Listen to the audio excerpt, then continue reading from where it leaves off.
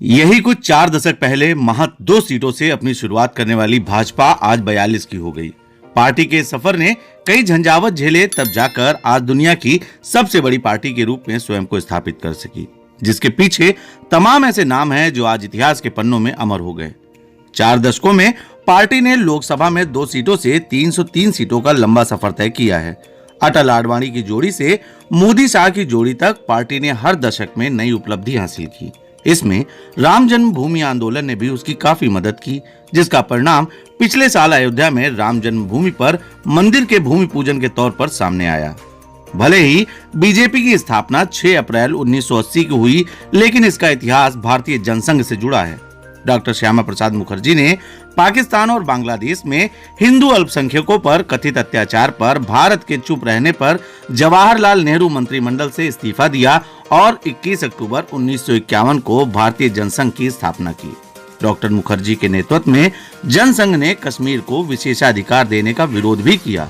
उन्हें जेल में डाल दिया गया, जहां उनकी संदिग्ध परिस्थितियों में मौत हो गई। 1967 में भारतीय जनसंघ एवं दीनदयाल उपाध्याय के नेतृत्व में कई राज्यों में कांग्रेस का एकाधिकार टूटा और कांग्रेस को राज्यों में हार मिलनी शुरू हो गई। 1977 में इंदिरा गांधी ने आपातकाल खत्म कर चुनाव कराने का फैसला किया, तो जयप्रकाश नारायण के आह्वान पर सभी कांग्रेस विरोधी दल एकजुट हुए और जनता पार्टी बनाई। भारतीय जनसंघ का जनता पार्टी में विलय 1 मई 1977 को हुआ। जनता पार्टी का प्रयोग ज्यादा दिन नहीं चला, आपसी प्रतिस्पर्धा भी बढ़ गई। कहा गया कि राष्ट्रीय स्वयंसेवक संघ से संबंध रखने वाले जनता पार्टी में नहीं रहेंगे। तब 6 अप्रैल 1980 को नए संगठन के तौर पर भारतीय जनता पार्टी बनी। पहले अध्यक्ष के रूप में अटल बिहारी वाजपेयी ने कमान संभाली।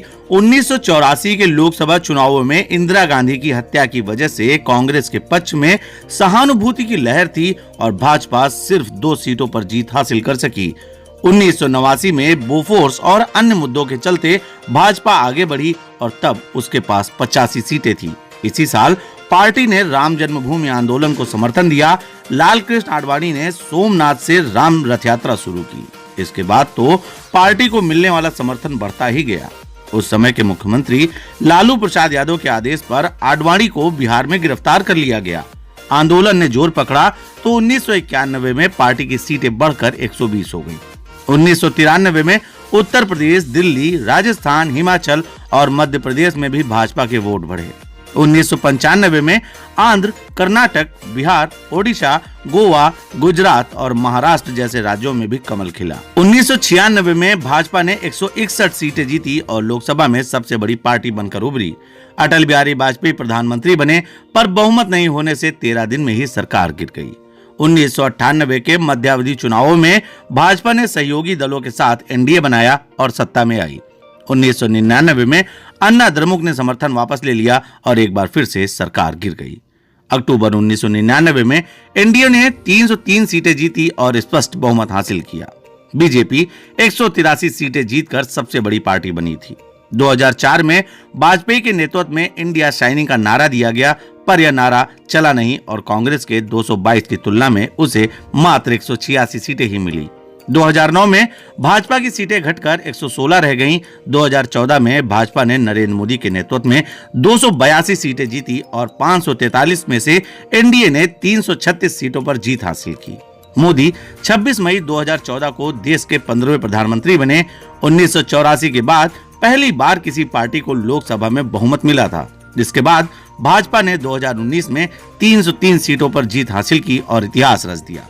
तब से आज तक भाजपा का कुनबा लगातार बढ़ता ही जा रहा है। 42 वर्ष की हो चुकी इस पार्टी के कार्यालयों पर आज विविध कार्यक्रम आयोजित किए जा रहे हैं, जहां मोदी और शाह की जोड़ी ने भाजपा को नया मुकाम दिया है। वहीं योगी आदित्यनाथ ने यूपी में इतिहास दोहराकर जनता का भाजपा के प्रति बढ़ता विश्वास भी दिखा दिया है। लाखों समर्पित कार्यकर्ताओं और पार्टी पदाधिकारियों की जी तोड़ मेहनत के बदौलत आज भाजपा राजनीति में अध्ययन का विषय भी बन चुकी है। भाजपा का विकराल रूप कई पार्टियों के लिए समस्या बन चुका है। ऐसे में अटल बिहारी वाजपेयी का वह भाषण, जिसमें उन्होंने कहा था कि आज 1 सीट की वजह से हमारी सरकार गिरी है, लेकिन एक दिन ऐसा आएगा जब भाजपा का डंका पूरे जोर शोर से बजेगा, वास्तव में सत्य होता दिखाई पड़ रहा है।